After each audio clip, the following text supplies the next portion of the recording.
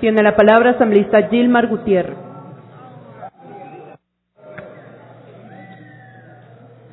Pueblo ecuatoriano, señora presidenta, señoras, señores asambleístas, primeramente, como militar en servicio pasivo, tienen que saber que salí con 12 años de servicio y por lo tanto no recibí ni recibo un centavo del ISPA, no recibí ni recibo un solo servicio ni ningún beneficio del ISPA ni de las Fuerzas Armadas.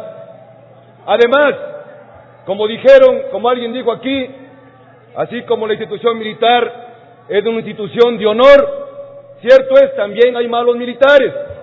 En el caso nuestro, justamente sufrimos la traición del jefe del Comando Conjunto, del comandante del Ejército, del comandante de la Fuerza Aérea, de la Armada y de la Policía Nacional. Pero por esos generales traidores no voy a estar de acuerdo con la aprobación de esta ley que perjudica a todas las Fuerzas Armadas y a toda la Policía Nacional. Señoras, señores asambleístas de la comisión, y les voy a contar la situación personal con conocimiento de causa, que es en unos casos más, en otros casos menos, pero similar la de todos los militares y policías. Salí con 12 años de servicio y salí con la satisfacción del deber cumplido.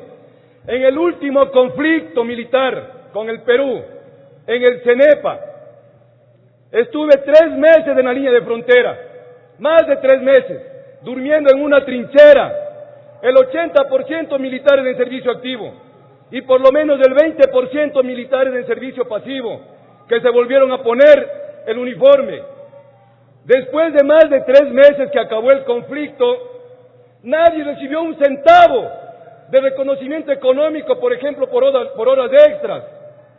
A nadie tampoco, lógicamente, se le ocurrió pedir un reconocimiento por horas extras, porque estábamos las 24 horas del día listos para defender nuestra patria y defender a todo el pueblo ecuatoriano, inclusive a costa de nuestras vidas.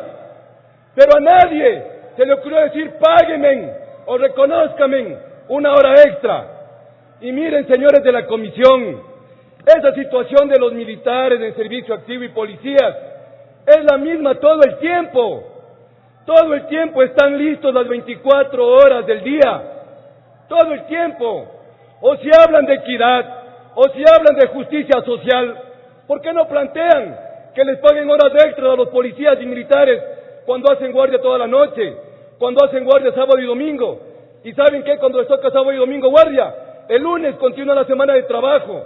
No es que les reconocen y les devuelven un día, siguen trabajando. O que les reconozcan horas extras cuando están patrullando en la frontera norte, combatiendo la guerrilla y el narcotráfico. O que les reconozcan horas extras cuando están en los destacamentos en todo el cordón fronterizo. 2 meses de destacamento hacen los militares y policías en todo el cordón fronterizo cuando están con el pase en la frontera. Personalmente, una anécdota, en la cordillera del Cóndor, en el destacamento que se llama Cuangos, en una de las veces que hice destacamento, 2 meses de destacamento, te dejan en el helicóptero y el helicóptero se va, y a los 2 meses y se quedan con abastecimiento para los 2 meses. En esa ocasión, por condiciones climáticas, el relevo llegó 23 días después y estuve yo con 30 militares más. Ninguno tuvo un reconocimiento y lógicamente tampoco se le ocurrió pedir un centavo por horas extras. Y las 24 horas del día de esos 3 meses, prácticamente las 24 horas del día, listos a cumplir la misión encomendada de defender la soberanía nacional.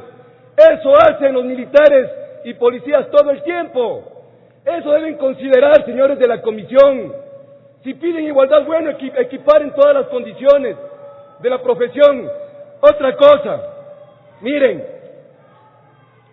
el esfuerzo contributivo que hace el militar y el policía en servicio activo, del 23%, es justamente para acogerse a un seguro de retiro, no a una jubilación. justamente por la circunstancia particular que un militar cuando se retira es mucho más difícil que se reinserte al comercio laboral. No es lo mismo que un funcionario público, que es ingeniero, economista, arquitecto, médico, etcétera, etcétera, abogado. Una vez que se jubila, puede dedicarse a su profesión y seguir trabajando. El militar, díganme ustedes, un comando de fuerzas especiales que por el esfuerzo extremo que hace, sale, ¿a qué se dedica? Posiblemente su salud misma no le permite. ¿A qué se dedica un paracaidista? Un especialista en combate de selva y contra guerrillas. ¿A qué se dedica? Un artillero, un francotirador, un desminador, que además está su vida en peligro todo el tiempo. ¿A qué se dedican cuando sale? Por eso es el esfuerzo de aportar el 23% que hace un militar en servicio activo, y lo mismo un policía. Es justamente para acogerse a un seguro de retiro y no a una jubilación. Es muy diferente, señores. Y para el asambleísta Cayambe, creo que era, que hablaba de reformas que no afectan, yo le quiero aquí ver y pedirles que revisen, señores, están afectando gravemente la autonomía del ISFA. Por ejemplo, el artículo 4, que dice: sustituyas el artículo 27 por el siguiente. Y dice así: el asegurado en servicio activo, que se invalida, etcétera, etcétera. La base de cálculo prevista para las pensiones de retiro, según lo previsto en el primer inciso del artículo 22 de esta ley, y de acuerdo a la fórmula de cálculo establecida para la prestación de jubilación por invalidez del régimen general de la Seguridad Social. Esto es afectar la autonomía del ISFA. Están afectando la autonomía del ISFA. Y lo mismo, artículo 6, sustituyas el artículo 38 por el siguiente: el asegurado en servicio activo que fallezca, sigue todo el texto, el cálculo establecida para las pensiones de Montepío del régimen general de la Seguridad Social, y se sujetará a los niveles máximo y mínimo establecidos en dicho régimen. Están afectando gravemente, no es que no están afectando gravemente al instituto, al ISFA y al ISPOL, pero gravemente. Dejan y pierden su autonomía, y los militares están perdiendo derechos adquiridos. Entonces, que no aporten el 23%, si se van a acoger a la Ley General del Seguro Social. Por favor, están afectando, y esta no es la primera afectación que le crean a las Fuerzas Armadas y a la Policía Nacional. Ha sido sistemático, señores, y no solamente a las Fuerzas Armadas y Policía Nacional. Aquí se ha afectado a los trabajadores, a los médicos, a los periodistas. Ni la Iglesia se ha salvado de la afectación del actual régimen.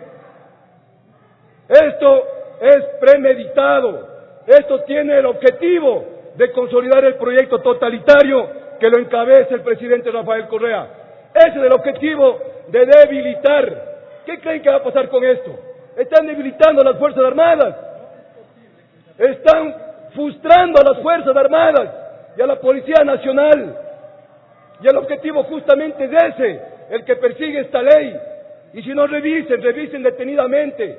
Aquí les estoy demostrando que afecta, y afecta gravemente. Le están sometiendo al ISPOL y al ISFA, al Seguro Social, aquí de acuerdo al informe que ustedes nos han enviado, o no sé si haya cambiado, y esperemos que ojalá afectaciones como esta cambien. Y para los que no conocen, gracias señora presidenta, por si acaso salí del ejército justamente por rebelarme a un gobierno que congeló los depósitos de todos los ecuatorianos y causó la protesta de más del 95% de los ecuatorianos en todo el país, y después dolarizó. Por eso me rebelé, y nunca fue el objetivo tomar el poder. Una vez que salió el gobierno, nos regresamos de los cuarteles, y al otro día nos detuvieron a la madrugada, 6 meses, y después tuvimos que salir del ejército. Esa fue la razón. Golpe de Estado lo que dio el presidente Correa, que ahí sí, con 10,000 personas, si quieren 20,000, pero al sur de Quito y al norte de Quito no pasaba nada, menos en el resto del país. Se tomaron el poder, Rafael Correa, ministro de Economía, el resto de golpistas de los otros ministerios, el presidente legítimo preso, el diputado Se acabó su Gutiérrez, tiempo, otra vez asambleísta. preso, Gracias. y Tiene la después venimos palabra.